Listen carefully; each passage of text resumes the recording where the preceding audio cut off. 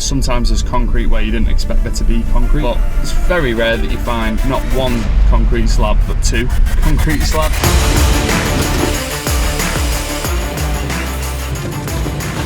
It's not a pram, mate. It just didn't look that big when we turned up. Do you know what I mean? It doesn't smell good. I think we're gonna have to reroute the drains. I'm halfway through my pasta. I'm 15 grand down. We've now instructed solicitors. Cashflow issue. Big cashflow issue. We'll go and have coffees now and talk about the slab we just poured.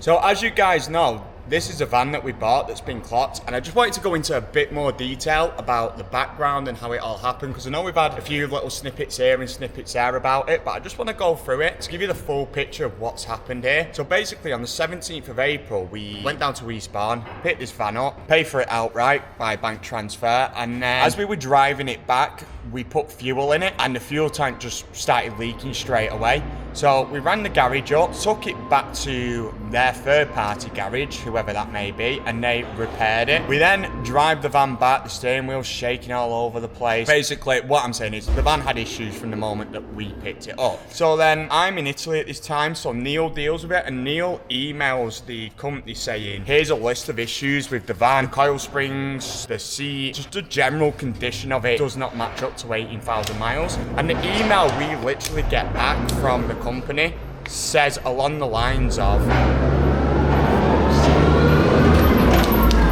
There's men at work in this yard. obviously this is a working yard, so as we're shooting stuff, people do come in and out on forklifts, and we can't stop people from working. Basically, the directors of the company send us an email back along the lines of, it's a business-to-business transaction, so you've got absolutely no right, so basically suck it up, which Neil emails back a piece of legislation that he's been advised on, saying actually yes we do, and here's the legislation. We then go back to them about 2 days later, after we've done some more checks on the van, done the HPI, and we come back with the National Mileage Register, which shows the van had done 141,000 miles on an MOT, which it failed, and then it was put back into MOT, passed the MOT, but then with a new mileage of 18,000 miles. So we've sent them the copy of the HPI, or the National Mileage Register, and sent it over to them. And their response to that, which we have on this piece of paper, which they'll put on the screen, says along the lines of, the MOT station inputted the mileage incorrectly. The mileage is correct because we've owned the van since November of last year, and that was done underneath our supervision. To which we've gone, this van does not match that condition still. So we've come away, had a think about it, tried a few other things, and then we've gone, why don't we do a HPI on the VIN number? So we've HPI'd the VIN number, which we've then got mileage off it from 2021 saying 40,000 miles, and mileage off it from 2022 saying 60,000 miles. We've then sent that over to the guys, and over the guys Hamid and Jake, who own the company, and said, here it is, the van is clearly clocked, what are we going to do about it? Can we organise you to collect this van? Can we organise a refund? To date, they have not answered to us. They won't answer our calls. They won't answer our emails. They're basically just blanking us. What annoys me the most about this is it's just two lads driving around in Lamborghini Uruses and all that, and it's fucking ripping people off. 15 grandish. And from a business point of view, if this was me and I'd sold that, I'd be like, right, I'll organise to get the van collected, no problem, here's a refund, that's my problem. And then to be honest with you, I'd have to sell the van as it is legitimately. Whether I make a loss or break even on it, whatever, I don't know the background of the story, but that's what you do as a business person. The most annoying thing about this is you find it just taking up all your time. We've now instructed solicitors, so I have to put all the documents together for them, put a timeline together for them, so that they can now send letters to them directly to try and get them to pay us back. It's annoying annoying because they have money that we now need to pay wages and pay bills and pay finance and things like that. It's even more annoying that the people just don't have the morals where they go, hold my hands up. If it was a genuine mistake, it was a mistake. Get it back to us. We'll sort the money out. No problem. Which, to be honest with you, I don't think it's a genuine mistake. Just on the fact that they've said under their supervision, the MOT one is a mistake. And then when we've done the HPI and the VIN, it's clearly not. So it doesn't smell good from the fact that you feel like they are a part in it. You can't prove it, but your gut feelings generally aren't wrong. And then, like I say, the most annoying thing now is the amount of time it takes out of my day and the management team's day to now deal with this problem. Whereas you think if the shoe was on the other foot, it'd be dealt with, the customer would have been kept happy, and we would have just cracked on with life. And you know what, sometimes we take a loss. And that's probably the most annoying thing, because then I think all this time we're doing messing about could be time spent invested in our staff, in our customers, and improving the business. But no, we have to mess about furnishing other people's pockets who don't play by the rules. Basically where we're up to on the van. So like I say, at the minute, we're at the stage where solicitors have been instructed and they will be getting in contact with the owners of the company, and we'll see where it goes from here. But it's just annoying, and it's just something that you really don't need as a business owner. But what can you do? I know what you can do. Don't buy a clocked van. So I just wanted to pick back up when we was on about the van. Now we bought another van, so we're having cash flow issues. And when I say about cash flow issues, I'm talking about everything still has to be paid for. So all the lads' wages. This telehandler behind me, that's got to be $1,500, £2 grand a month. This wagon here that Aaron's driving out, we're paying for that on finance. That's got to be maybe £2-3 grand a month. I'm not 100% sure on that one. Behind the wagon, we've got the silo. So the silo, once again, we've got to pay the finance on that. Not a clue, probably another couple of grand a month. And then just in there, stock-wise, just the cement held in there is $5-6 grand. The building behind me, like, that's a big one. So we own this building, it's on a mortgage, the electric, the business rates, all our stock, and this doesn't go away. So this big chunk of money that's gone out of our bank account is a bit of a nightmare for us, because we still have to pay all these bills, we still have to pay all the wages, and that 15 grand, that I feel like they've robbed it off us. We need to now find that 15 grand to pay these bills every month. So, bit of a nightmare, but hopefully we get it resolved soon. That was only concrete stuff we was on about. We've got the molds here. We've got our drop weight rings, which aren't in the unit at the minute, but we've got 2 of them that we're paying for. We've got 2 diggers as well, 2 Kubotas, which are normally about there. Once again, we're paying for them, we're paying for the Italian handle, we're paying for all this stock we've got. Cash flow issue, big cash flow issue, because we have got to fill that £15,000 hole, and we still have to pay these bills. We've still got to pay them. I mean, wages are this week on Thursday. We've got to pay all the wages for the piling lads, all the wages for the concrete lads, all the wages for the staff upstairs, and we're 15 grand down. It's absolutely fantastic being a business owner, as you can tell. Don't get me wrong, I've been able to go on a few holidays recently, but the shit that you have to put up with just owning a business, I don't know why people do it. Sometimes think I'm crazy, but I do enjoy it and I do love what I do. Right, okay, we're back. I'm going to go to Ellesmere Port again. Sam and Liam's job, and they were having some trouble with some concrete. Hey up, Kyle. And we're going to go and check back in with them now, because I think they've had that concrete excavated, which means they can drive those piles. So let's go. I can hear piling. Let's get the camera, the drone, and anything else we might need.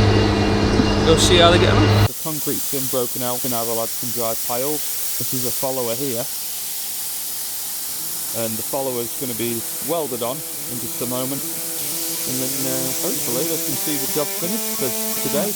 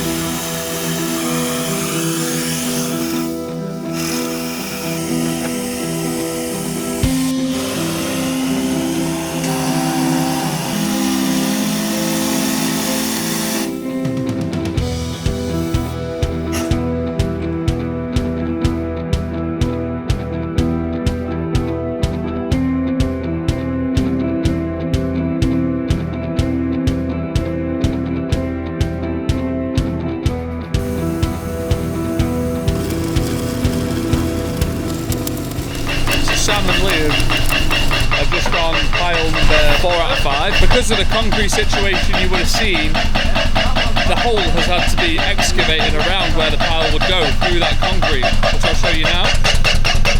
So because of that, obviously that would need refilling with concrete, but it makes no sense to do so obviously because the concrete only needs to stay at one level of the footing. The Sam is just filling a barrow with some of this excavated soil and dirt and then filling the hole back into a certain level so that it's easier for concrete this afternoon. Piling that corner over there and then cages and then concrete.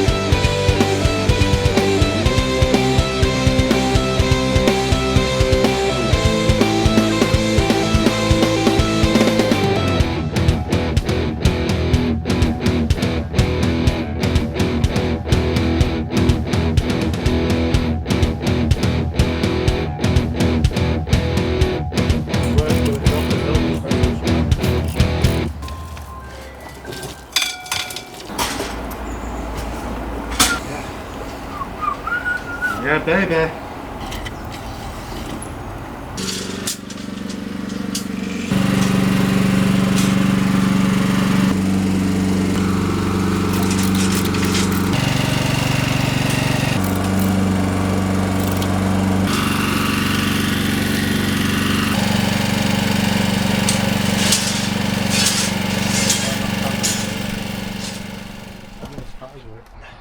Unnecessary.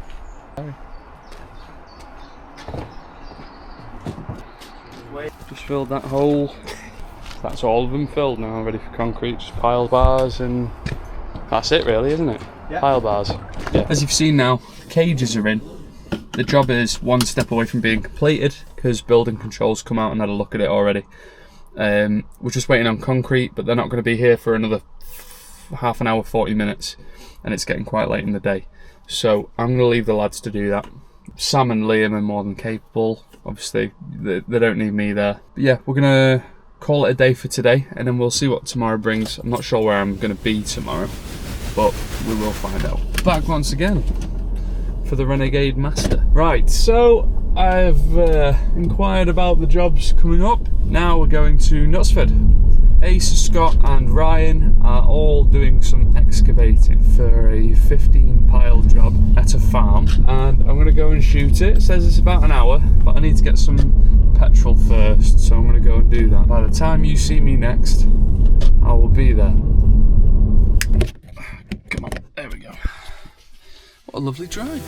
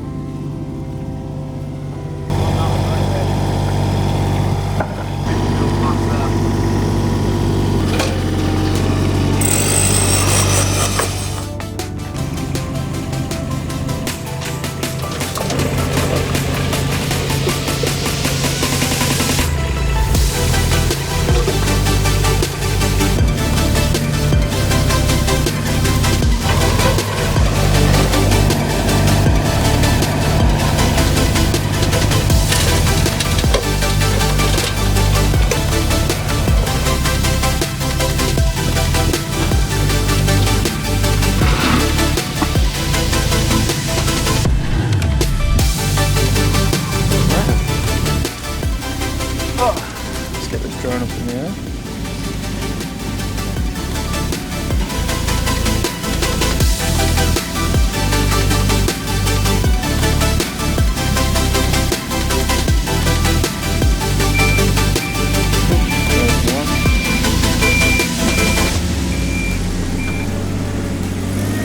Head over towards where the vans are. Captured this.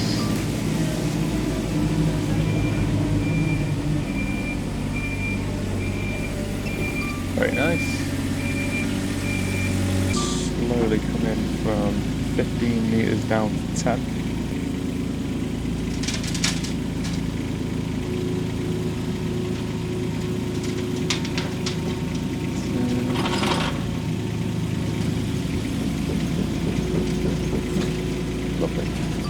Up close shot of the section that's being excavated just here. Really show the scale.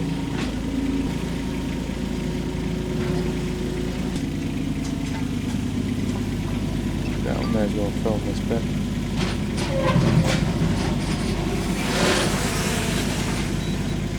Perfection. Great. It is, it's got to be an old concrete slab. Yeah. It's going to take some breaking out. How deep, how far down do you have to go for this? 825 mil from floor level. But that's finished floor. We can't get through it with that, and we're going to have to get to it back for that.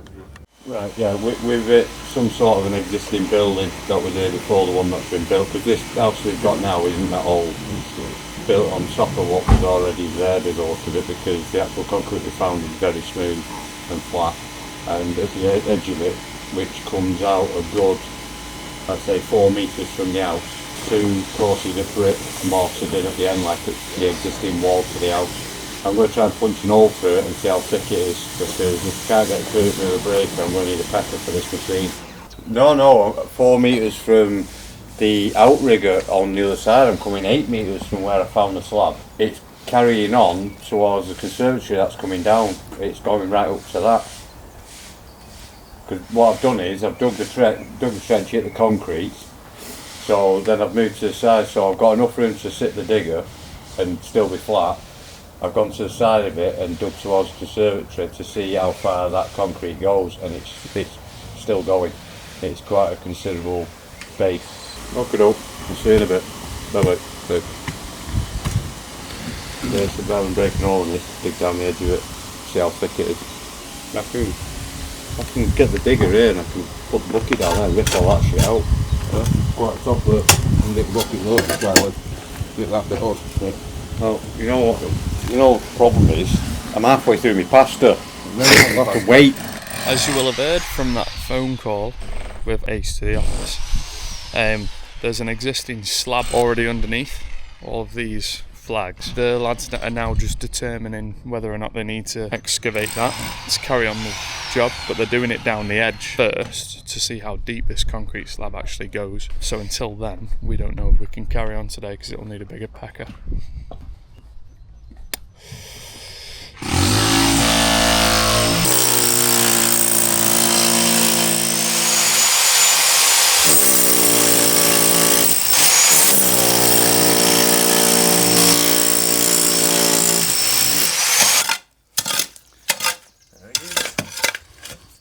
It's like one of those double-layered Easter eggs. You know, you break a layer and there's another layer. Do you? No, you don't. Don't get a full egg anymore. No. It's in the egg this year. If we're talking chocolate though, Ferrero Rocher. No, Oh. I'm not into Ferrero Rocher. What? I'm a link guy, me. Just when I thought we were becoming friends. My mum likes it.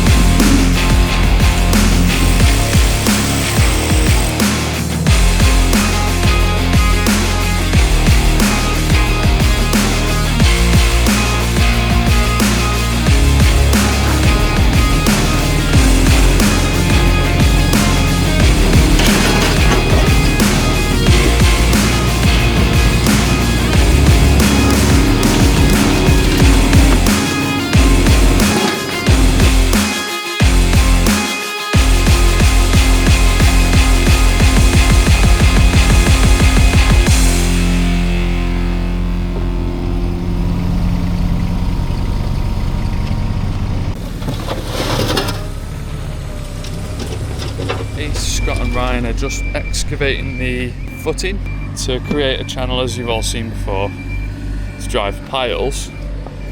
Problems they ran into, I mean, this must be dating back to the original farm, they think. They not only found one concrete slab, they then, in the very corner, broke through that to see how deep it was and how thick it was, and then found a second. So what they've had to do is they've had to cut through, you'll be able to see it there, they've cut through the top slab so that they can make their footing. Luckily it's only on this one side, but then when you get onto the grass, concrete obviously isn't there anymore. These guys are going to be on this for quite a few days, just excavating probably today and then the rest of tomorrow, and then piling on Friday. I want to say caging concrete Monday to Tuesday, so we'll probably check in with them in a few days.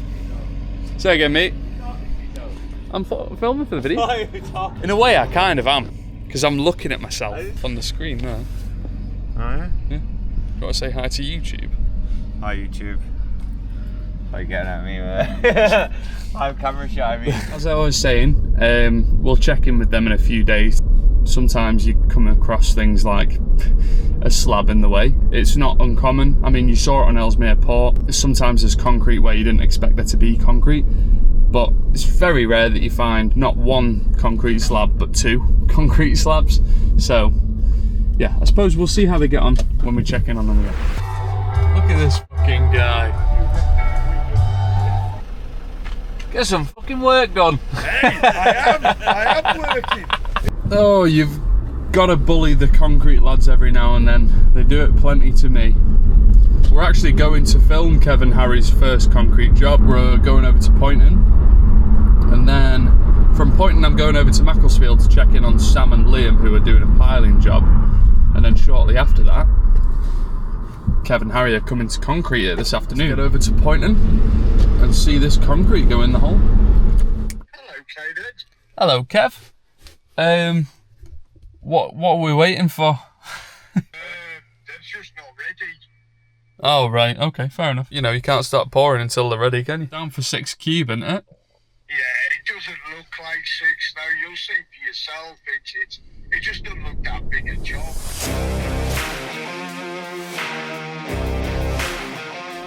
What are you on now? It's 0.6 It's taken what? So 0.6 already. It just didn't look that big when we turned up. You know what I mean? 0.88. You're not doing bad. So, have you ever watched Cars? Yeah, the A really fast pit stop. Oh, is that you? Yeah. No, that's him. Notice the word stop in there. Yeah, him. Stop. That fella there's coming for your job, Harry. He's way more fun. Honestly, it's but you can have it, Brad.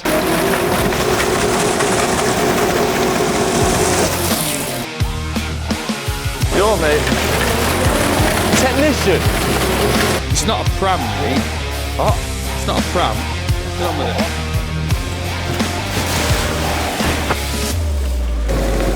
Damn it. Teenagers. Oh. But this is going quite well.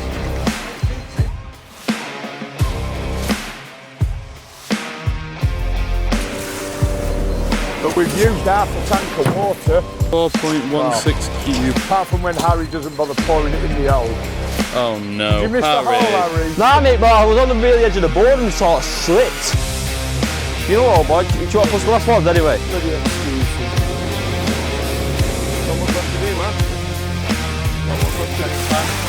Oh, that does look good. We're going to have coffees now and talk about the slab we just poured.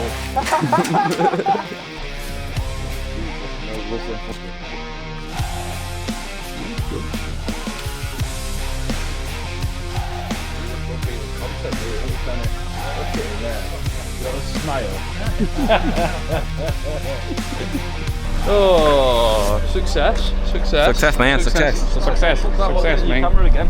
You moved me off last time. Fuck you. Gives you, Mike. Another one down. I think they had about 5 cubic meters of concrete there for that slab. Looks good. Happy days. Can't complain. Kevin and Harry are gonna probably go back and reload, and then they're gonna go to the job that I'm going to now with Sam and Liam in Macclesfield.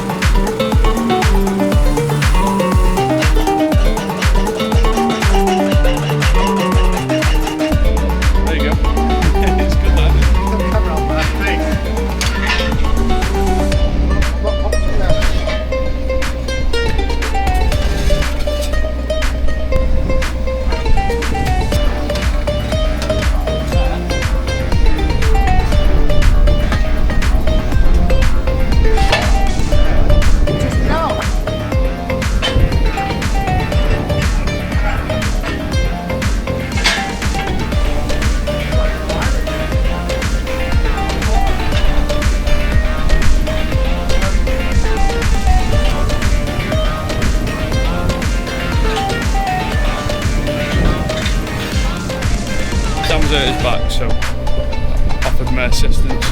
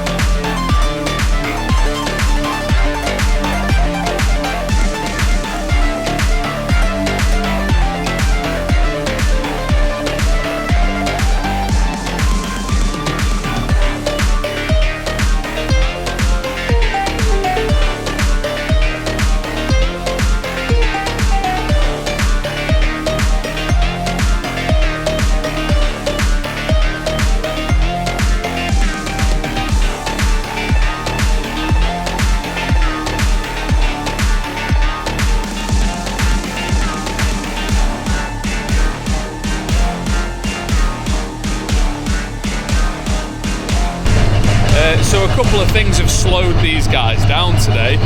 One being that the piles are going to a deeper depth of about 8 meters. I think they were predicted to go 4 or 6. Pair that with Sam, he's like got a trapped nerve in his back, so he struggles to lift heavy things today. So I'm helping with the heavy lifting, as you saw. But we've got concrete booked for this afternoon. In fact, about half an hour. It's not going to happen that soon. However, I made the suggestion to Sam that if we cut these piles down, we can put the cages in, we can get the concrete guys here and start pouring at the other end while that last pile goes. Sam's just there speaking to Neil now to see if that's a viable plan.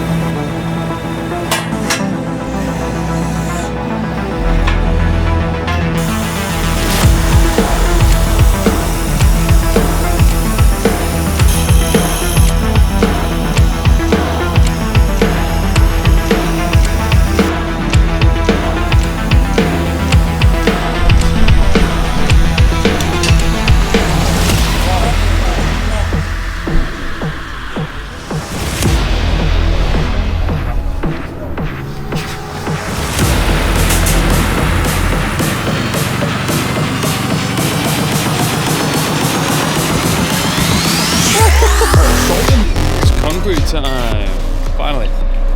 Cages are in, piles are in, tie bars are in.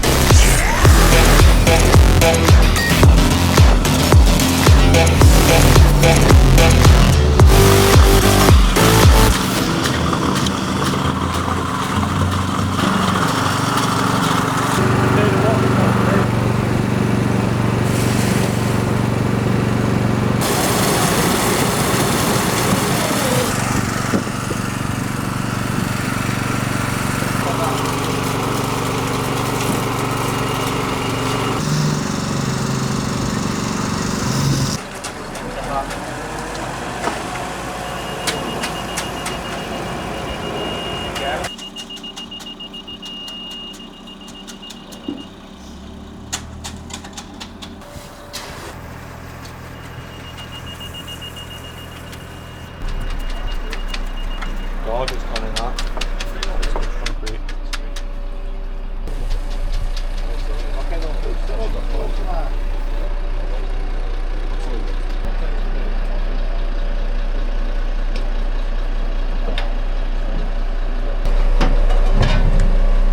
Lads are just cleaning up any of the excess concrete that went in there. Great success. Sam, Liam, Kev, Harry, all the lads did a great job today.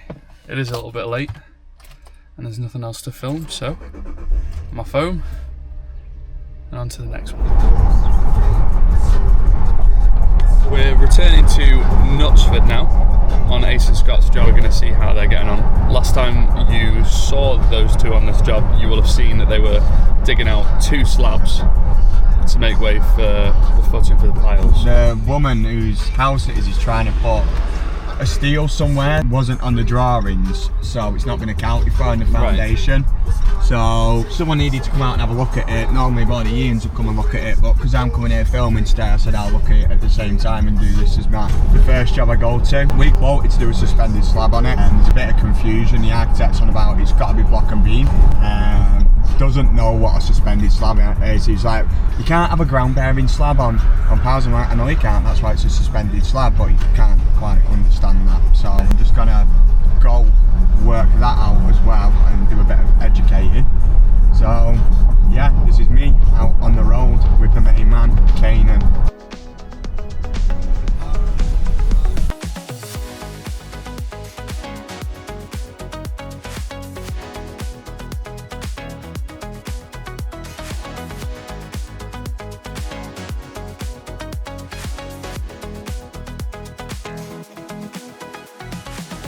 Got more problems now. Go on. Right, come on then. The slab. Yeah. Them 2 orange marks, they're your beam coming back. Yeah. That's your tie beam. Yeah. Okay. Which needs to be at that depth. And that cuts right through to there and then drops down because that's the edge of that. How deep does that drop down? 2 foot. Well, it's going to be double story like that there. Yeah. And then this comes out single story. Right. All open plan. Like it. So you got all this here is open plan, single story. But this bit here, that's that existing. That's that, yeah. Yeah, that is going to be the same here, so it's like a big U shape. Yeah. But it's identical this side. So is that going to be on a solid wall? No, it's going to be on a goal post. A goal post? Yeah, so she's having steel. Yeah. So where's this? Well, it's going to be the same as that, 4.865 from face brick to face brick, so it'll be inside there, which comes to about here. So we need some sort of pile cap or something here. Where the door is. I think before we cast on here, it's probably worth. I think we're going to have to reroute the drains there before we cast this foot in, and then before we cast it, should probably be best getting it all cameraed and making sure no piles have gone through anything, because it's all blind. And then from there, obviously do the pile cap at the same time, and then from there, drains in, pile cap, this cast, and then slab if she wants the slab doing. Right, okay. She in? She usually is. She didn't usually. There was a black thing at the front. A black Defender, yeah. Yeah, so I think she is in. Oh yeah, go on. I'll take a number. Oh, ring off my mobile shuffling. I know I'll get called all the time. The sister's still not sat in the RV? No one, no. Just crack on as is, keep digging through, keep knocking piles, and then Monday decisions will get made. And I feel she wants to try and keep with one contractor she wants to get her bricky on it essentially, so she don't want to mess about, get someone to block and beam and blah, blah, blah. So I think if... She wanted us to do the block and beam because it's not a hard job. I just crossed that one with her, so if Ian comes on Monday and goes, right, where do you want your pile cap? Here's the suspended slab, it's fine. These drains need rerouting, here's a price for it. Chances are she'll probably go, fucking get it done so then I can get my contractors on it, because obviously she's getting they're her lads then, aren't they? Pile caps, you can't have block and beam anyway because it's got to be resin bolted straight into the pile cap. Yeah, that's true. So yeah, as far as you guys are concerned, keep digging through, keep knocking piles, and then 8:30 on Monday they've got a meeting, Ian, Ruth, the bricky, and she's getting a new architect, so the old architect's out the window anyway, so what he says don't matter. Yeah. He's the one that called me an idiot. He said, what is this suspended beam? I said, well, it sits on our piles. And then he started talking to Ruth, we were on loudspeaker. He said, well, that guy's an idiot, he don't know what he's talking about. Yeah, he don't know what he's talking. I just told Ruth that, so he don't know what he's fucking on. Like, he didn't know what a suspended slab was, so. He's just trying to baffle her with bullshit to make more money. Yeah, keeps going on about regulations and this, that, and the other. Did you know these new regulations that came in? I'm like, mate, it doesn't fucking matter. It's about building, and building control come out and sign it off. It's about doing it right. Yeah, well, she actually got building control. So that drain is definitely going to have to be moved to get that pile. Essentially, yeah. I think we'll end up with the bucket following that back. But if that drops 2 foot, we dig that back, we straighten that, put a 90, drop straight down, and let's say we meet it here on the other side of the beam. If that is deeper than that side of the beam, then all we have to do is make sure we don't put a pile through it, and happy days, it's done then.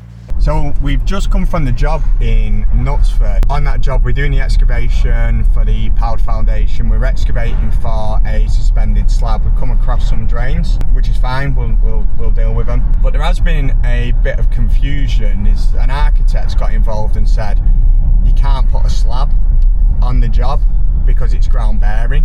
So yesterday I spent about half an hour explaining to him what a suspended slab is, which isn't ideal because now the customer's a bit confused, asking us, can we do block and beam? And we're like, it doesn't need block and beam, you can do a suspended slab on it. It's like actually building control, it's standard practice. And there's a few drains that are running through our beams that really need to be rerouted. It also needs an additional pile cap in it because the client has now moved a wall and now needs to put a RSJ steel through on a post, and obviously the post needs supporting. So there was only so much I could do while I was there. I'll go back to the office, I'll speak to Ian and I'll tell him basically what the upshot is and what's going on the job. And then I've organised a meeting for Ian at 8:30 on Monday. He's going to go there, meet with the bricky, meet with the homeowner, go through what needs to be done, because obviously some of it's not within our remit of what we quoted. We're not quoted for moving drains about. We've obviously not quoted for this power cap where the client's now moved the wall. But the client who I spoke to on the phone was basically saying, I just want someone to come in and just get it done, and then she can use her own guys to finish the job off as and when they come free. So we'll go there on Monday. Ian will go through what the issues are, what the solutions are, so that the project can continue to move forwards, and that's it. So now going to Macclesfield to Sam and Liam's job, go see how they're getting on over there. They're doing an extension in Macclesfield. We will go to there now.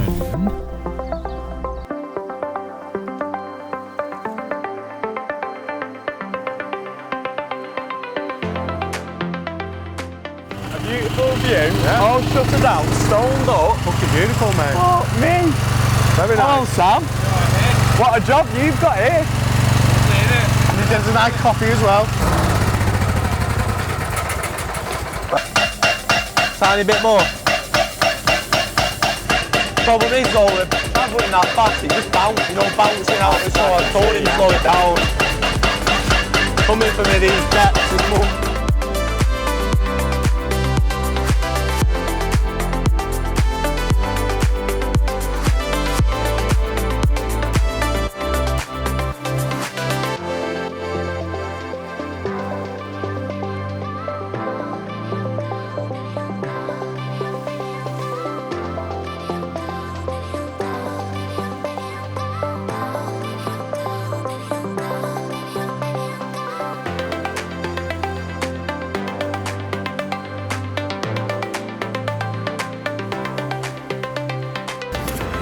It has slowed down significantly though in that last, when it hit So we'll that. fire it back up and we'll... Fire it back up and then tape it, but we don't want to risk losing the machine and he don't want to pay for them going more deeper than what they need to. It's not good for anyone, you know. It's not going to be as heavily loaded, these walls in between, so we might not have to keep going and going and going, you know. We might need it, we might not. We'll need the guys to work it out. We'll probably up the corners just because they'll have more load on them. That's one, Liam. But the 2 days piling it, really. Oh, Liam!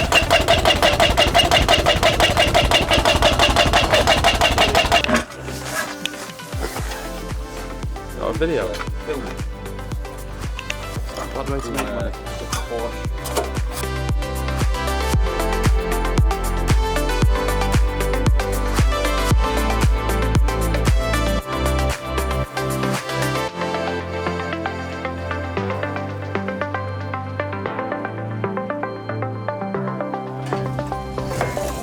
You could swing to this one, right, and then we wait for the line loads because you don't want to keep having to overdrive where you overdrive, and I definitely don't want to touch the corners. Just saying, and if these corners are high, if they're not high, we'll get them with these 150s, but if they're high, we'll switch them to 168s, which means that today you'll have to do that one, and then you're kind of going to be stuck there, but it is what it is.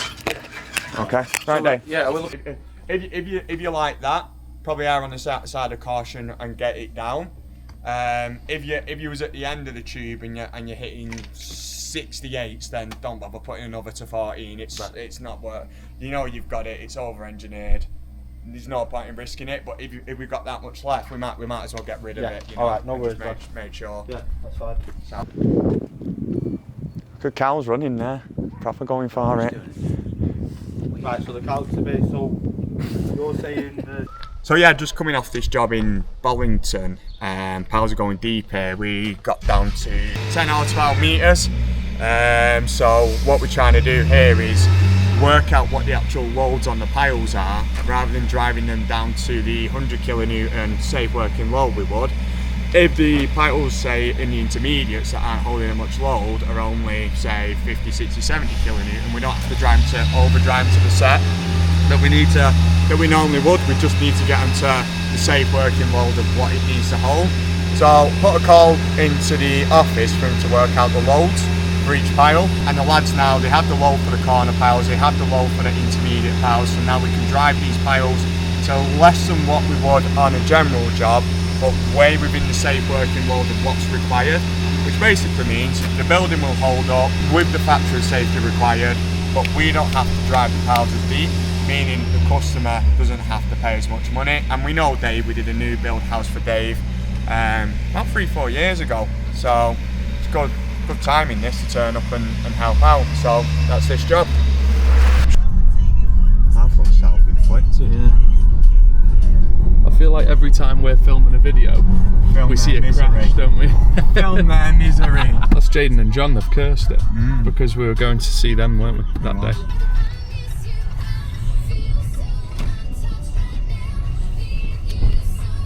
Piling lads are always in the way. We're here in Bradford. We're piling for 2 new build houses. We previously did a house behind me. We piled that was a new build as well. At the moment, the piles are going 2 to 3 metres, so we've got the digger on site because it's quicker to pull the mole out using the digger. We'll get these piled, get them cut down, get them caged, get them concreted.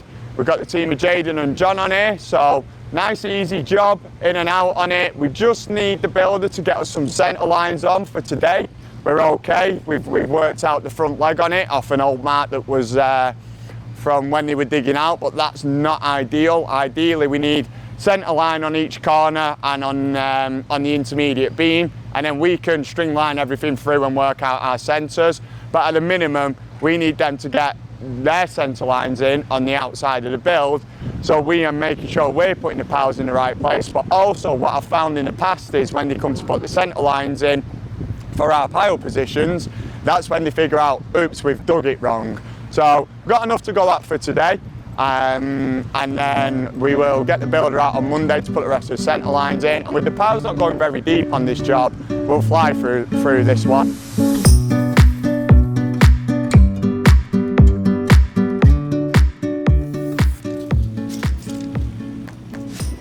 2, 3, 4, 5, 6, 7, 8, 9, 10. You got 11. You got 11 to go.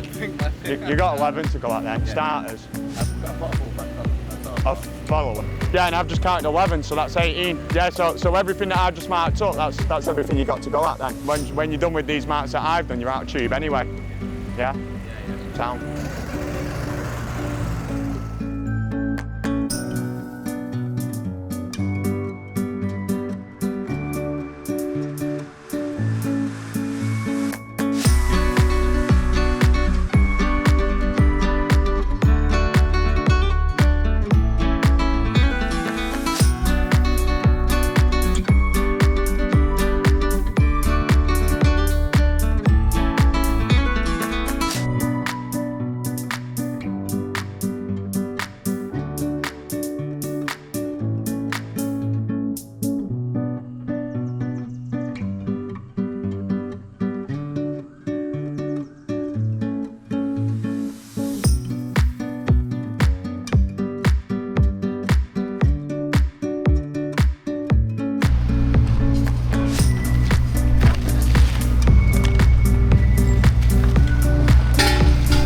Right, I think I'm gonna go then, chaps. Have a good weekend. I'll see you Monday. Put stuff away. It's having the best day ever, that dog, isn't he? So we've just been finished going to Pinewood Farm. We've been to the job in Bollington with Sam and Liam, and we've been to the job in Bradford with Jaden and John. And it's a good thing we went to those jobs in the order that we went to them in, because the first job we went to, there was an issue with the drain. It was too high for the slab. That was stopping us carrying on doing the dig and installing the piles, because until we had a decision on what they gotta do with that, it weren't quite at a standstill, but it was a problem and it needed a bit of thinking about. So we got there, made some decisions on it, and that allowed Pinewood Farm to carry on. Then we ended up at the job in Bollington, and on that job the piles were going deep. Once they start going to a certain depth, the risk of losing the mold increases, and it was only a single story extension. So basically what we then did is we then looked at the line loads of the building to then reduce how deep we have to drive the piles, because the piles don't have to achieve the load that we were driving them to, which then means the lads could work quicker, more efficiently, and to a set of not as deep with the piles. We got up to the Bradford job where the marking outs for the piles hadn't been done by the builder. Not even the piles, just for the centre line, so we know where the brickwork's going. So Jaden had done what he could do off of a centre line that he found from the dig, but there was no other centre lines left on the site. So I got in there and marked enough piles so that he could carry on for the day. I think I marked 11 piles. He'd already driven 7. He only had 18 starters on the van. The starter is the first pile that we drive. It has a crimped end on it, so he could only drive 18 anyway. Really couldn't have planned it better, and it doesn't come down to like it just comes down to that maybe experience and decision making there, where I was able to come in and give a bit of knowledge that I've got over the years, and maybe the ability to make the decisions so that we can keep the jobs moving. So yeah, couldn't have planned the day better really for getting out, filming the jobs that we're on, and also keeping the jobs moving.